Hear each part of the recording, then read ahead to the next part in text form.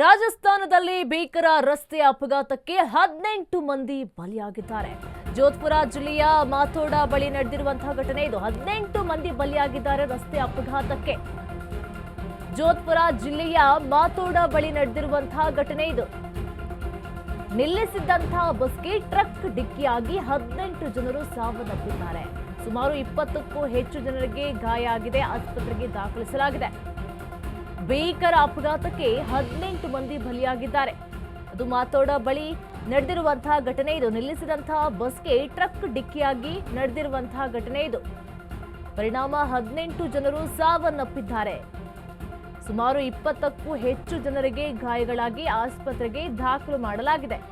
18 ಮಂದಿ ಬಲಿಯಾಗಿದ್ದಾರೆ. ಅದು ಜೋಧ್ಪುರ ಜಿಲ್ಲೆಯ ಮಾತೋಡ ಬಳಿ ನಡೆದಿರುವಂತಹ ಘಟನೆ. ನಿಲ್ಲಿಸಿದಂತಹ ಬಸ್ಗೆ ಟ್ರಕ್ ಡಿಕ್ಕಿಯಾಗಿ 18 ಜನ ಬಲಿಯಾಗಿದ್ದಾರೆ. 20 ಜನರು ಅಸ್ವಸ್ಥಗೊಂಡು ಅವರನ್ನ ಆಸ್ಪತ್ರೆಗೂ ಕೂಡ ದಾಖಲಿಸಲಾಗಿದೆ.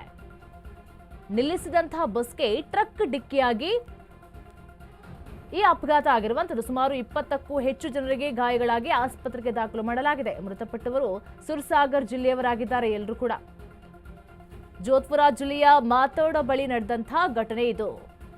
ಭೀಕರ ಅಪಘಾತಕ್ಕೆ 18 ಮಂದಿ ಬಲಿಯಾಗಿ 20 ಜನರು ಆಸ್ಪತ್ರೆಗೆ ದಾಖಲಾಗಿದ್ದಾರೆ. ರಾಜಸ್ಥಾನದಲ್ಲಿ ಭೀಕರ ರಸ್ತೆ ಅಪಘಾತಕ್ಕೆ 18 ಮಂದಿ ಬಲಿಯಾಗಿದ್ದಲ್ಲದೆ ಇನ್ನು ಆಸ್ಪತ್ರೆಯಲ್ಲಿ 20 ಜನಕ್ಕಿಂತ ಹೆಚ್ಚು ಜನ ಚಿಕಿತ್ಸೆಯನ್ನು ಪಡಿತಾ ಇದ್ದಾರೆ. ಅದು ನಿಲ್ಲಿಸಿದಂತಹ ಬಸ್ಗೆ ಟ್ರಕ್ ಡಿಕ್ಕಿಯಾದಂತಹ ಕಾರಣ ಈ ರೀತಿಯಾಗಿ ಅಪಘಾತ ಸಂಭವಿಸಿದೆ.